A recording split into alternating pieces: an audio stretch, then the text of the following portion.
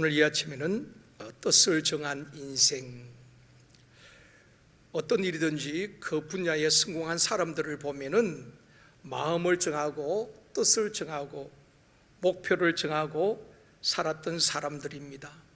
뜻이 분명한 사람, 목표가 분명한 사람은 눈빛이 다르고 걸음걸이가 다르고 말하는 것이 다릅니다. 전에 한국교회를 탐방한 적이 있습니다. 좀 대형교회를 이렇게 주일마다 탐방한 적이 있는데 여의도 순복음교회 주일 예배를 한번 간 적이 있습니다. 제가 느낀 것은 버스나 지하철에 내린 성도들이 그냥 걸어가는 것이 아닙니다. 가방을 들고서 그냥 교회를 향해서 뛰어가는 것입니다. 조금이라도 앞자리에 앉기 위해서 막 차에서 내리자마자 뛰어가는 것입니다. 그 모습을 보면서 은혜를 사모하는 마음이 있으니까 저렇게 남들보다 더 앞자리에 가기 위하여서 달려가는구나. 사모하는 마음이 있고 뜻이 분명한 사람들은 걸음걸이도 다른 것입니다. 눈빛도 달라요. 사랑하는 성도 여러분, 다윗처럼 2025년을 살아갈 때 마음을 정하고 다니엘처럼 뜻을 정하고 바울처럼 표대를 향하여서 한결같이 달려가는 2025년이 되어지기를 주님의 이름으로 축원합니다. 오늘 본문 배경의 말씀을 설명을 드리면은 우리가 잘 알고 있는 말씀이지만은 이스라엘이 바벨론에서 멸망을 당하고 그때 많은 사람들이 바벨론으로 포로로 끌려갑니다. 추측하기는 젊은이들이 한 5만 명 정도 함께 어른들과 함께 바벨론으로 끌려갔다고 합니다. 그 어린 남자아이들은 나무를 베고 또 벽돌을 굽고 남의 집에서 또 일을 하게 되는 것입니다. 집을 짓는 노동일에 시달리게 됩니다. 그리고 여자아이들은 뿔뿔이 흩어져서 남의 집에서 식모살이를 하게 되는 것입니다. 그런 상황에서 바벨론 왕이 이스라엘에서 끌려온 포로들 중에 또 이스라엘의 왕족이나 귀족들 가운데에 좀 똑똑한 아이들을 선별을 했습니다. 지혜롭고 똑똑해 보이는 아이들을 몇 명을 선별해서 3년 동안 훈련을 시키는 것입니다. 그래서 그들로 하여금 바벨론 왕을 척근에서 섬기도록 하기 위해서 선별된 아이들에게는 바벨론 학문을 가르치고 바벨론 역사를 가르치고 바벨론 언어를 가르치고 바벨론화된 인재들을 키웠다는 것입니다. 그리고 음식도 왕이 먹는 음식을 주고 특별 대우를 한 것입니다. 많이 끌려 수많은 젊은이들 가운데에 바로 다니엘과 사드락, 메삭, 아벳느고가 뽑히게 되는 것입니다. 어떻게 보면 행운이지요. 포로로 끌려왔는데 그런 왕이 먹는 음식을 먹고 특별 대우를 받으니까 행운이지요. 또래 아이들은 나무를 베고 벽돌을 굽고 식모살이하고 고생하는데 얼마나 큰 축복입니까? 그런데 다니엘은 뜻을 정했다고 말하고 있습니다. 첫 번째로 뜻을 정한 다니엘인데 8절에 말씀합니다.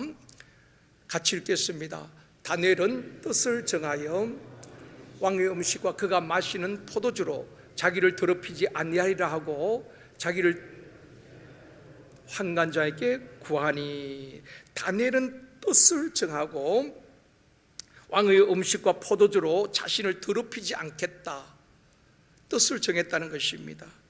당시의 풍습에 보면은 왕이 2, 3일에 한 번씩 연회를 베풀었다고 합니다.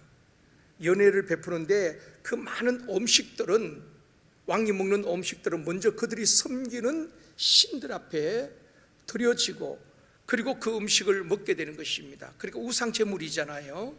그러니까 그것을 아는 다니엘은 그것을 먹을 수가 없었습니다. 그래서 뜻을 정하고 거부를 하는 것입니다. 환관장에게 우리는 하나님을 섬기는 사람인데 그것을 먹지 않도록 뜻을 정하고 환관장에게 또 부탁을 하는 것입니다. 여러분, 이렇게 생각할 수 있잖아요. 포로로 끌려온 주제에 그렇게 티가 나게 할 필요 없잖아요. 적당하게 음식 먹고 누릴 수 있는 건 누리면 되잖아요. 그렇게 자기들이 하나님을 섬기는 백성이라고 드러내면서 왕이 주는 것을 먹지 않겠다고 그렇게 티를 낼 필요가 있겠는가, 그렇게 생각할 수도 있지 않습니까? 여기서 진짜 믿음과 가짜 믿음이 구분이 되어지는 것입니다. 가짜 믿음은 적당하게 때로는 타협을 합니다. 그러나 진짜 믿음은 내가 불이익을 당할지라도 뜻을 정하고, 신앙은 타협이 아니라 결단이라고 합니다. 결단하고 믿음을 지켜내는 것입니다. 지금도 마찬가지입니다. 직장에서 회식하면 또 술을 마셔야 되잖아요. 그런 자리 피하기가 쉽지 않지 않습니까? 더군다나 상사가 술잔을 돌릴 때에 나는 예수 믿는 안수 집사이기 때문에 나는 못 받겠습니다. 그럼 회사에 불이익을 당할 수도 있고 왕따를 당할 수도 있고, 우리가 그 뜻을 정하고 거절하기가 쉽지 않다는 것입니다. 그런데 다니엘과 사드락, 메삭, 아벳느고는 어릴 때부터 배운 하나님의 백성으로서의 가치관, 하나님의 백성이라는 정체성이 확실했기 때문에 지금 나라는 망했습니다. 성전은 다 불타버렸습니다. 나라도 없고 포로로 끌려온 것입니다. 그렇지만 그들은 하나님의 자녀라는 정체성을 잃지 않았다는 것입니다. 왜 그럴까요? 어릴 때부터 나라가 망하기 전에 부모로부터, 랍비로부터 들었던 하나님의 말씀이 그들 마음속에 신비에 새겨졌다는 것입니다. 나라는 망했고 예루살렘 성전 다 불타버렸고 그 바빌론 포로 끌려왔지만 그들 마음속에는 하나님의 말씀이 남아있었다는 것입니다. 이게 그들의 정체성이었습니다. 잠언 22장 6절에 말씀합니다. 같이 읽겠습니다. 아이에게 가르치라. 그리하면 늙어도 그것을 떠나지 아니하리라. 여러분, 이 말씀 붙들어야 되는 것입니다. 마땅히 행할 것, 하나님의 말씀을 아이들에게 가르치라. 그러면 늙어도 그것을 떠나지 않는다는 것입니다. 부모가 떠나고 그들의 환경이 바뀌고 그들이 늙어도 그들의 마음에 심기어진 하나님의 말씀은 떠나지 않는다는 것입니다. 말씀이 그들을 지켜주는 것입니다. 말씀이 그들의 인생을 이끌고 가는 것입니다. 우리는 그런 그리스도인을, 다음 세대를 세워야 되는 것입니다. 교회에서 좋은 프로그램을 가지고 그들의 비유를 맞추고 즐겁게 하고, 그건 다 지나가는 것입니다. 아무리 만난 것을 먹인다고 해서 그것으로 아이들 붙잡을 수 있는 게 아닙니다. 그것은 다 지나가는 겁니다. 교사들이 말씀에 완전히 사로잡히고 그 말씀을 확실히 믿고 그 말씀을 바로 가르치고 말씀을 읽게 하고 들려주고 암송할 때에 그들이 어떤 환경에 처하든지 그들 마음속에 하나님의 말씀이 남아있다는 것입니다. 지금 다니엘과 사드락, 메삭, 아벳느고는 그 어릴 때 부모로부터 들었던 하나님의 말씀, 배웠던 그 하나님의 말씀이 그들을 붙들고 있는 것입니다. 그래서 뜻을 정하는 것입니다. 그것은 우상 제물을 먹어서는 안 돼. 수없이 들었기 때문에. 우상을 섬기거나 또 우상을 앞에 절하는 것은 하나님 기뻐하지 않아. 죄값을 3, 4까지 갚는다고 하셨어. 생명 걸고 말씀을 지켜내려고 그들은 뜻을 정하게 되는 것입니다. 이것이 그리스도의 정체성인 것입니다. 우리가 다음 세대 말로 세워지는 것이 아닙니다. 저는 우리 교사들이 우리가 말씀에 사로잡힌 바 되어지고 그 아이들에게 말씀을 묵상하게 하고 말씀을 마음에 새겨주면은 그들이 어른이 되어도 말씀이 떠나지 아니하고 말씀이 그들을 지켜주게 될 줄 믿습니다. 세상의 거세게 밀려오는 물길 앞에서 우리 자녀들은 무엇으로 지킬 수 있겠습니까? 세상 학문으로 지킬 수 있겠습니까? 하나님의 말씀이 그들을 지키게 될 줄 믿습니다. 우리 교회 학교에서 양육을 통해서 그런 다음 세대를 세울 수 있기를 원합니다. 여러분의 가정에서 자녀들을 그렇게 양육할 수 있기를 원합니다. 하나님의 말씀이 지혜지 않습니까? 미국 하버드 대학 교육대학원 교수인 조세핀 김이라는 교수가 있는데 이분은 원래 목사님의 딸입니다.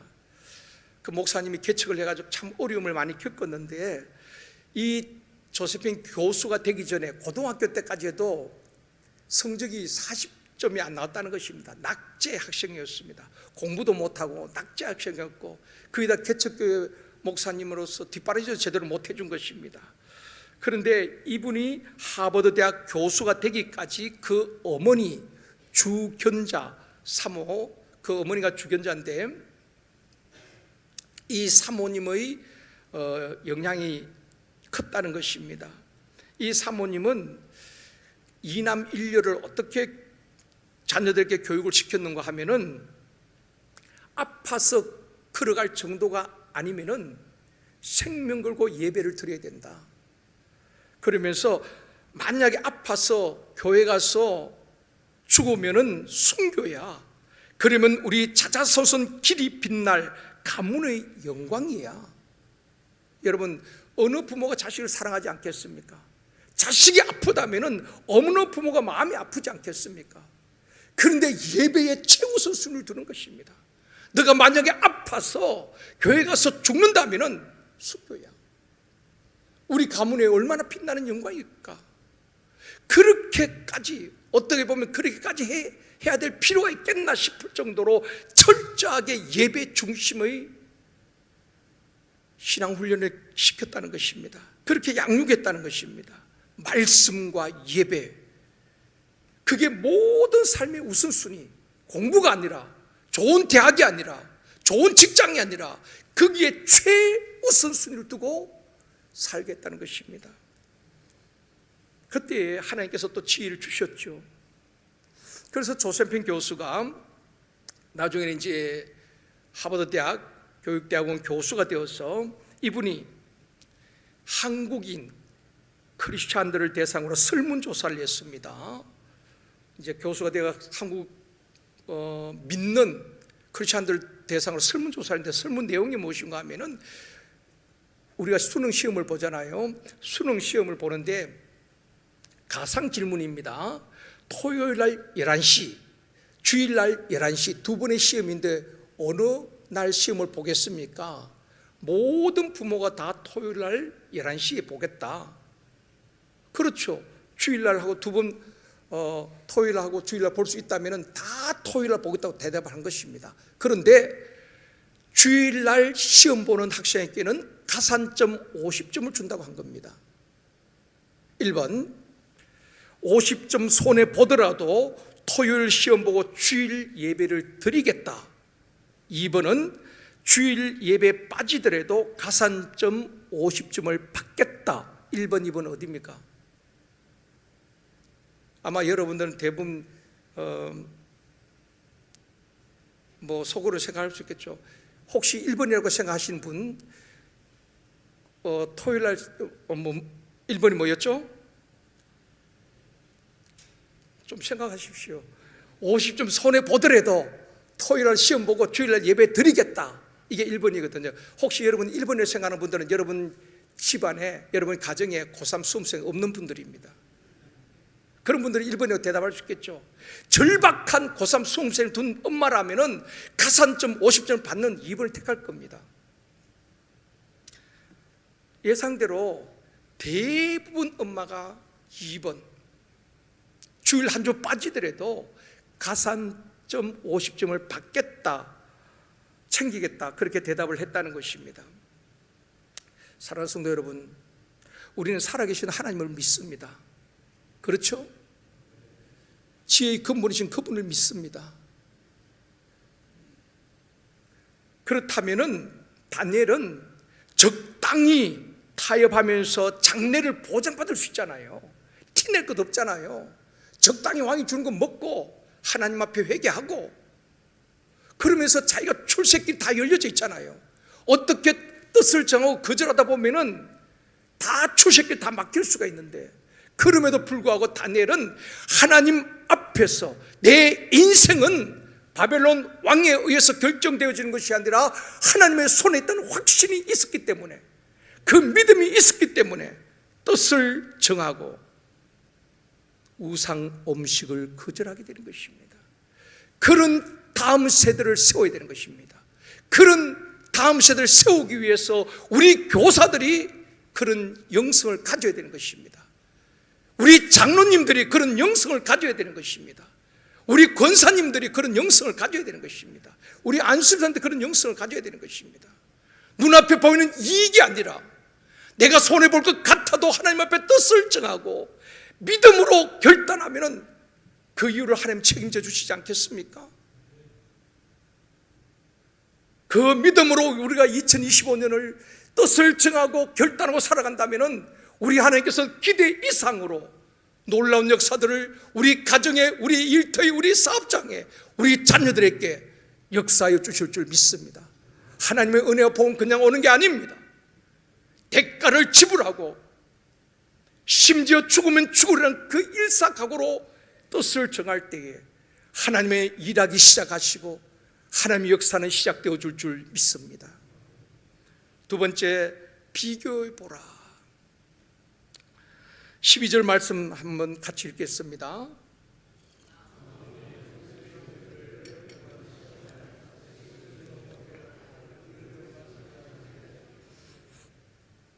이제 다니엘이 이제 청합니다. 환관장에게 우리에게는 열흘 동안 시험해 보라는 것입니다. 우리에겐 채식 주고 왕의 좋은 음식 아니고 물과 채식만 주고 우상 제물이 아니라 물과 채식을 주고, 그 다음에 13절입니다. 같이 읽습니다. 당신 앞에서 우리의 얼굴과 왕의 음식을 먹는 소년들의 얼굴을 비교하여 보아서 당신이 보는 대로 종들에게 행하소서 하며, 열흘 동안 우리에게 물과 채식만 주고 그리고 다른 아이들에게는 왕이 먹는 음식, 족발도 주고 소고기도 주고 돼지고기도 주고 다 좋은 것 음식 다 주고 우리는 물과 채식만 달라. 그리고 10일 뒤에 한번 비교해보라. 우리의 얼굴과 그들의 얼굴을 비교해보라. 그렇게 이야기하고 있습니다. 다니엘은 음식 먹는 것 하나도 구별하고 하나님 앞에서 뜻을 정하고 살았다는 것입니다. 이게 그리스도는 아니겠습니까? 가지 말아야 될 곳에 가고 먹지 말아야 될 곳에 아무거나 먹는 게 아니라 음식 하나도 하나님 앞에 뜻을 정하고, 그렇게 다니엘은 살았다는 것입니다. 전에 세들백 교회 릭 오렌 목사님이 쓴 책이 있는데 다니엘 플랜이라는 책입니다. 이 다니엘 플랜 책을 왜 썼는가 하면은 릭 오렌 목사님 좀 뚱뚱하잖아요. 이분이 세례를 주는데 자기도 이렇게 몸이 뚱뚱한데 세례받는 분도 몸이 뚱뚱한 것입니다. 그러니까 이 목사님이 세례를 베풀면서 너무 이제 두 분 다 이게 뚱뚱하니까 그 모습을 보고 비만에서 벗어나야 되겠다. 그래서 교회 안에서 비만에서 벗어나서 육체적으로, 영적으로 건강한 삶을 살기 위해서 5가지 생활 습관을 바꾸기 위해서 40일 동안 성도들과 함께 다니엘 플랜이란 그 실천을 하게 되는 것입니다. 그래서 간단한 겁니다. 음식도 좀 몸에 좋은 것, 육류를 피하고 인스턴트 식품들을 피하고 몸에 좋은 음식을 먹고 그리고 소식하고 40일 동안 그 참여한 사람들과 함께 다니엘 플랜을 한 것입니다. 먹고 싶은 거 다 먹고 그렇게 한 것이 아니라 40일 동안 그렇게 했는데 40일 뒤에 딱 보니까 참여한 모든 성도들이 영적으로 강건해지고 몸과 마음이 치유되고 건강해졌다 하는 것입니다. 그것이 다니엘 플랜입니다. 그래서 우리 나라에도 도입이 돼서 다니엘 학습법, 다니엘 많이 나왔잖아요. 여러분 2025년을 뜻을 정하고 여러분 비교해 보십시오. 비교해 보십시오. 3개월이 지난 다음에 6개월이 지난 다음에 올 2025년 연말에 가서 한번 비교해 보십시오. 2025년에 온전히 주일 성수하고 막연한 예배가 아니라 예배의 모든 것을 올인하고 집중하고 그렇게 뜻을 한번 정해 보십시오. 또 올해는 성경 일독을 그냥 읽는 것이 아니라 정독을 하겠다 한번 뜻을 정해 보십시오. 원래는 샘터 예배, 무너져버린 샘터 예배에 내가 꼭 샘터 예배를 드리겠다. 그리고 원래는 내가 온전한 11조를 하나님 앞에 드리겠다. 그리고 행복 모임 또 하요 전도를 통해서 내가 3명 이상 전도하겠다. 여러분 한번 뜻을 정해 보십시오. 그리고 한번 비교해 보십시오. 그 결과를 비교해 보십시오. 분명 하나님께서 풍성한 은혜를 주실 줄 믿습니다. 수많은 응답과 간정 있게 되어줄 줄 믿습니다. 뜻을 정하는 데서 끝나는 것이 아니라 비교해 보아야 하는 것입니다. 이전과 이후의 삶을 말입니다. 그래서 다니엘은 하나님에 대한 믿음과 확신이 있었기 때문에 우리에게 채식과 물만 주고 10일 뒤에 다른 아이들과 한번 비교해 보라는 것입니다. 세 번째 결과입니다. 15절에 말씀합니다. 15절 같이 읽습니다. 열흘 후에 그들의 얼굴이 더욱 아름답고 살이 더욱 윤택하여 왕의 음식을 먹는 다른 손님들보다 다 좋아 보인지라. 여러분 우리 고기 안 먹어도 괜찮아요. 하나님 건강도 하나님 주시는 것입니다. 열흘 후에 뜻을 정하고 그냥 먹기만 했겠습니까? 다니엘이 기도 안 했겠습니까? 하나님 우리가 뜻을 정하고 우상제물을 거절하고 이렇게 채식을 먹지만 하나님 더 건강 주시옵소서. 열흘 뒤에 보니까 얼굴이 더욱 아름답고 살이 더욱 윤택하고 다른 소년들보다 더 좋아 보인지라. 하나님께서 그들을 특별히 건강을 주신 것 아니겠습니까? 뿐만 아니라 17절도 말씀합니다. 건강만 주신 것이 아니라 같이 읽습니다. 하나님이 이 네 소년에게 학문을 주시고 모든 서적을 깨닫게 하시고 지혜를 주셨으니 다니엘은 또 모든 환상과 꿈을 깨달아 알더라. 사랑하는 성도 여러분, 우리는 자녀들의 건강을 위해서 기도하지만은 하나님은 건강뿐 아니라 학문을 주시고 지혜를 주시고 깨닫는 은혜를 주실 줄 믿습니다. 그러니까 학원 가는 아이들보다 더 뛰어나게 하나님께서 축복하실 것입니다. 부모가 그 확신이 없으니까 예배는 내일 월요일 시험 있으면 주일날은 그냥 예배도 드리지 말고 공부하라고. 하나님 앞에 결단하고 뜻을 정하면 하나님께서 학문도 주시고 지혜도 주시고 깨닫는 은혜도 주실 줄 믿습니다. 이 확신을 가지고 자녀들 양육해야 되는 것입니다. 20절도 말씀합니다. 같이 읽습니다.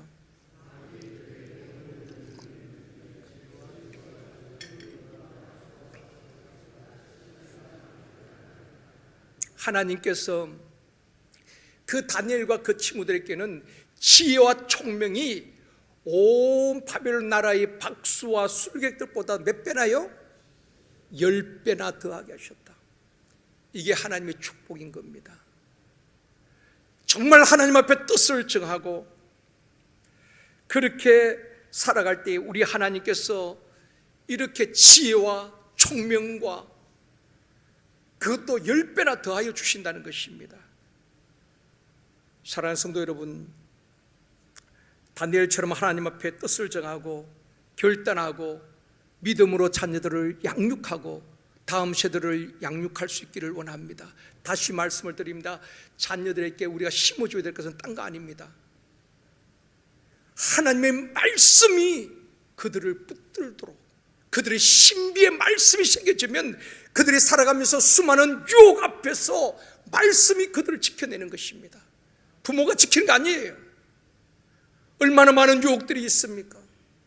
요사이 청소년들 여러분 알고 계시죠? 중학생까지도 순결이 돼서 지켜야 된다 그런 게 없습니다. 이런 때에 무엇이 그들을 지켜줄 수 있습니까? 하나님의 말씀, 죄로부터 그들을 지키고 보호할 수 있는 것은 하나님의 말씀입니다. 늙어도 그 말씀이 떠나지 않는다는 것입니다. 우리 교사들이 그걸 다음 세대에 심어줘야 되는 것입니다.